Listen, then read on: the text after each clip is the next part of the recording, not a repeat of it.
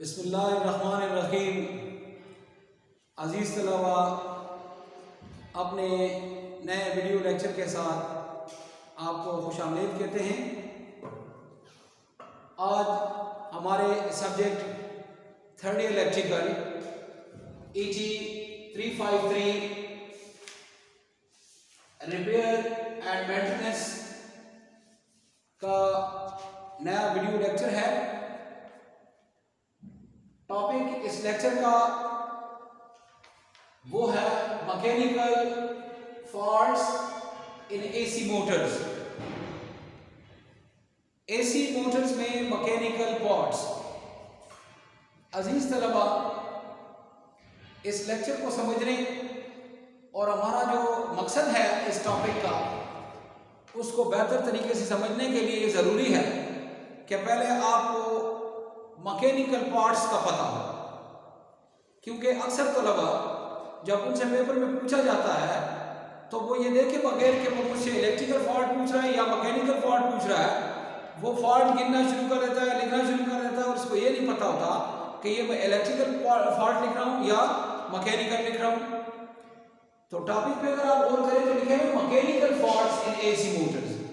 AC Motors चाहे वो single phase है चाहे वो थ्री फेज है, उसके मैकेनिकल फॉल्ट्स। अब फॉल्ट्स मैकेनिकल है तो डेफिनेटली वो रिलेटेड है, मैकेनिकल पार्ट्स हैं। मैकेनिकल पार्ट्स में कोई मसला होगा तो उसकी वजह से जो नुक्स या जो फॉल्ट सामने आएगा उसको हम कहेंगे ये मैकेनिकल फॉल्ट है। मैकेनिकल फॉल्ट मैकेनिकल हिस्सों में आते हैं और वो कौन कौन से हैं? चंद नुमाया जो मैकेनिकल फॉल्ट है वो ये है। पहला कि इम्प्रॉपर ऑपरेशन ऑफ बेरिंग, कि जो आपका बेरिंग है वो ये जरूरी नहीं है कि टूटा हुआ हो तो मैकेनिकल फॉल्ट आएगा। अगर उसकी फंक्शन जो है वो प्रॉपर नहीं है तो वो खराब है, उसमें मैकेनिकल फॉल्ट है, उसको दूर करना पड़ेगा।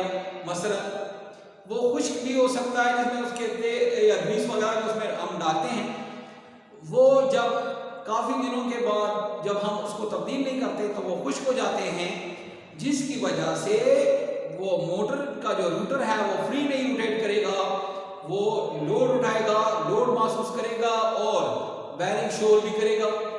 अगर बेरिंग ज़्यादा खुश्क भी हो जाए तब भी बेरिंग शोर करेगा, बेरिंग टूट भी जा सकता है, बेरिंग प्ले उसमें प्ले भी आ सकता है उनके दोनों पार्ट्स में।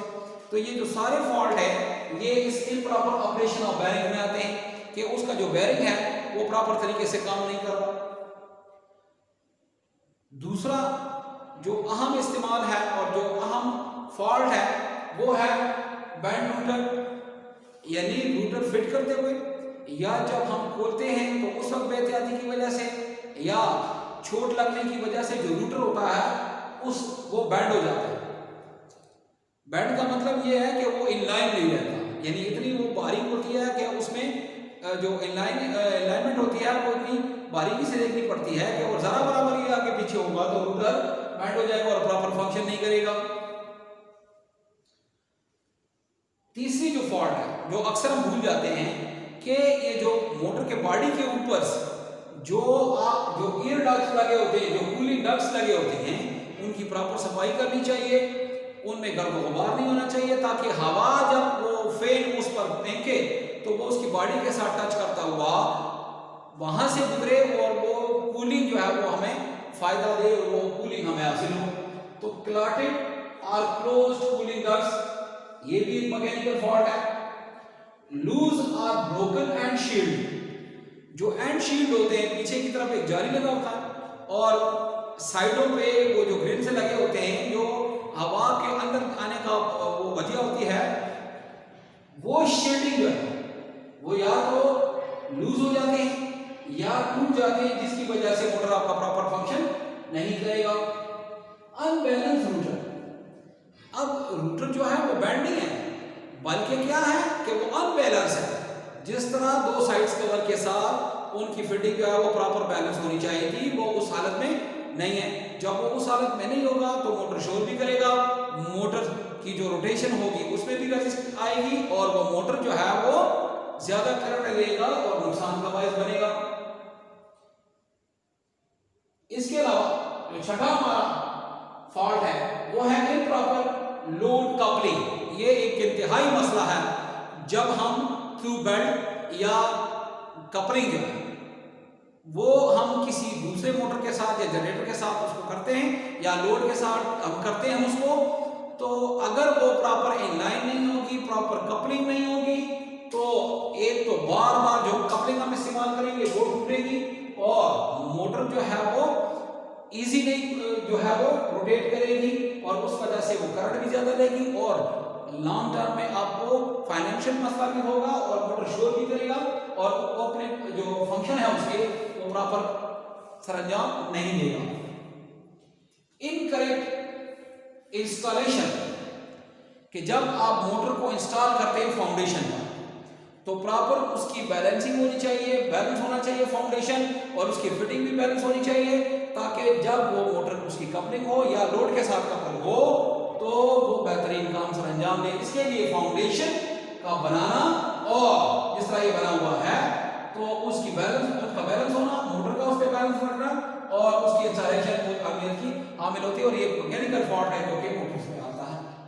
लूज रूटर लेमिनेशन, ये रूटर लेमिनेशन जो यहाँ पे हमने इसको मेंशन किया है, ये जो फीड पोल्स होते हैं, जो स्लॉट्स होते हैं जिसमें हम कॉइल डालते हैं, डीसी मोटर्स की सूरत में जो है वो फीड पोल और एसी मोटर की सूरत में वो जो स्लॉट जिसमें हम कॉइल डालते हैं वो सर्कुलर शेप की जो है वो लेमिनेशन होती है जिस तरह आप देख रहे हैं ये रूटर की ये मेंशन है।